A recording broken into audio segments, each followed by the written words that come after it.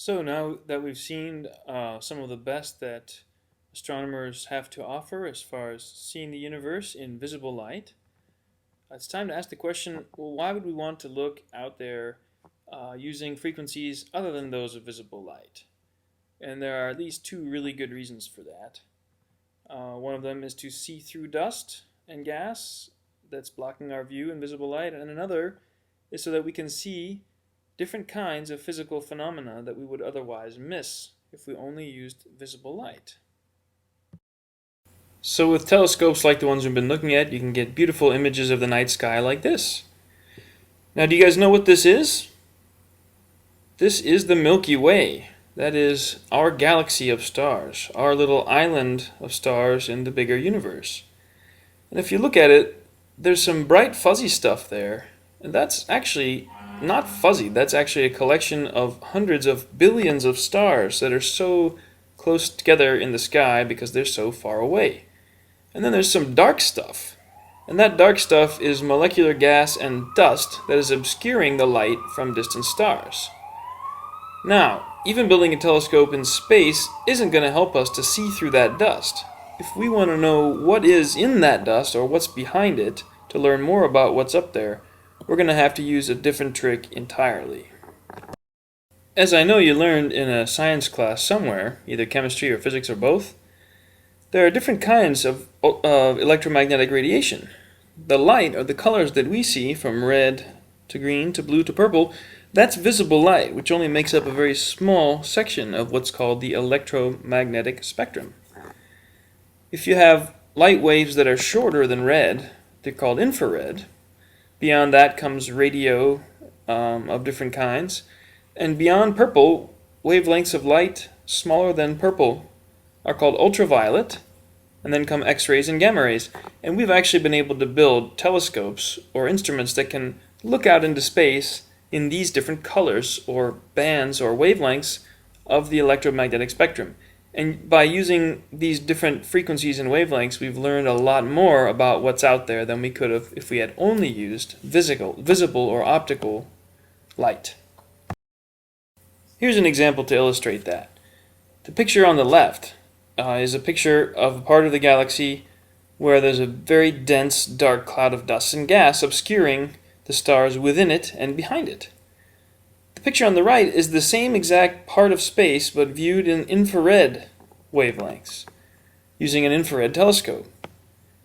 And we see that all of a sudden all these stars within and behind this clump of dust are suddenly visible and accessible to us.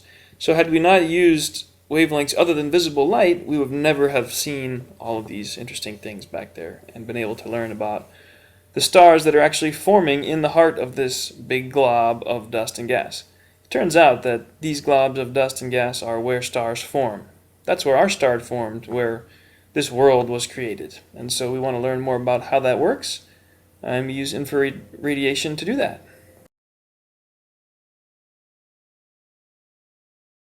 Remember this place? Well, this telescope here and this one here are designed to operate largely in the infrared region of the electromagnetic spectrum. This one over here is designed to work with sub-millimeter frequencies. And those are, you could say, very short radio waves or very, very long infrared waves, depending on your point of view.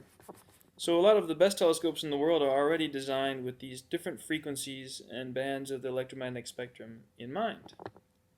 And there's a lot of thought about future missions that would also incorporate this, including a new space telescope called the James Webb Space Telescope. We'll have a look now at what that is supposed to look like. Here's an artist's impression of what the James Webb Space Telescope is going to look like. This thing is supposed to launch in 2013. Some are calling it the next Hubble, although it's designed to mostly operate in the infrared.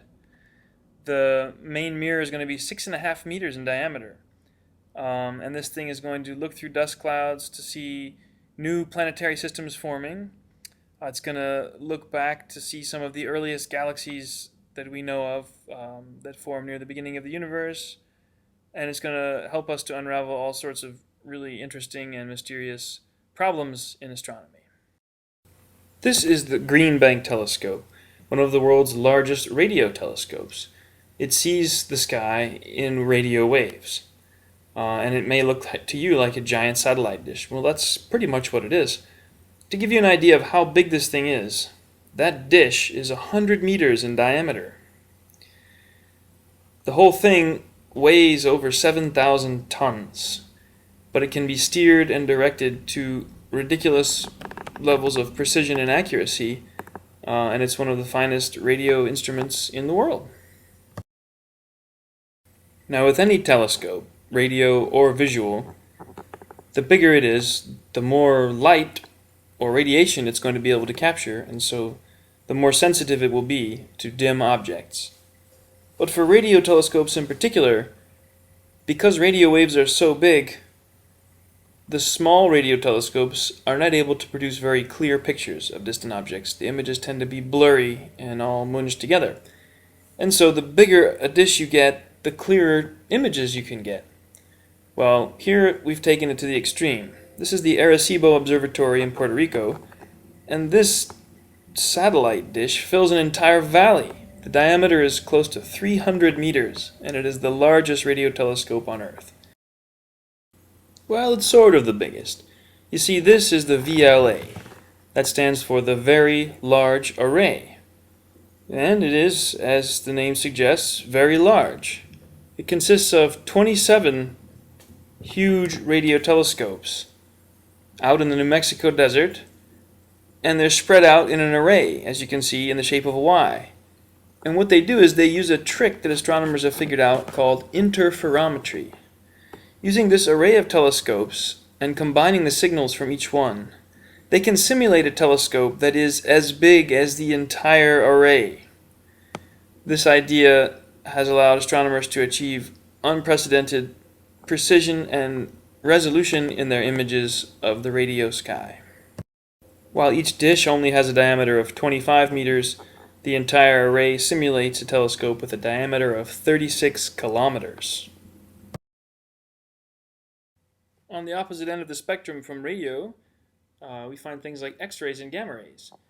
This is a satellite that's actually up there in orbit, 200 times higher than the Hubble orbit, and it's called the Chandra X-ray Observatory. It's named after a famous Indian physicist and mathematician, and this thing looks for X-rays coming from different parts of the sky. And what it's able to do by using X-rays is it can see high energy phenomena like supernova, like the remnants of supernova, like material orbiting black holes and other exotic objects, and the violent jets of gas shooting out of active young galactic nuclei far, far, far on the other side of the universe. And this observatory has also taken some amazing pictures of what the sky looks like in X-rays. Without that information, if we only used visible light, we would have missed all that. Here's an example. A star blew up several hundred years ago, and it left in its place what's called a neutron star. When it blew up, that was called a supernova, and what it left behind was called a neutron star. In the very center of this image, the white dot you see is probably that neutron star, and there's a disk of material orbiting around this, and jets of gas and plasma shooting out. And this view was taken by the Chandra satellite, and it's the highest resolution view that anyone's ever had of something like this. And scientists have learned a lot about these crazy objects, neutron stars, by using the observations of the Chandra satellite.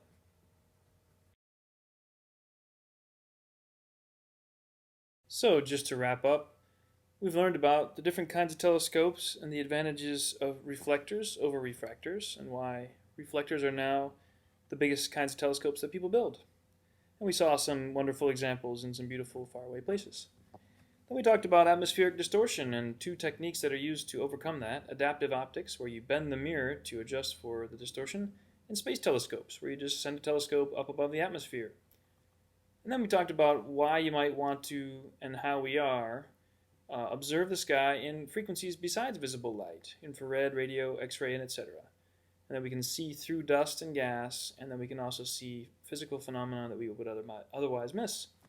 I hope you enjoyed the show. Now please answer the questions. Good luck, guys, and have a good week.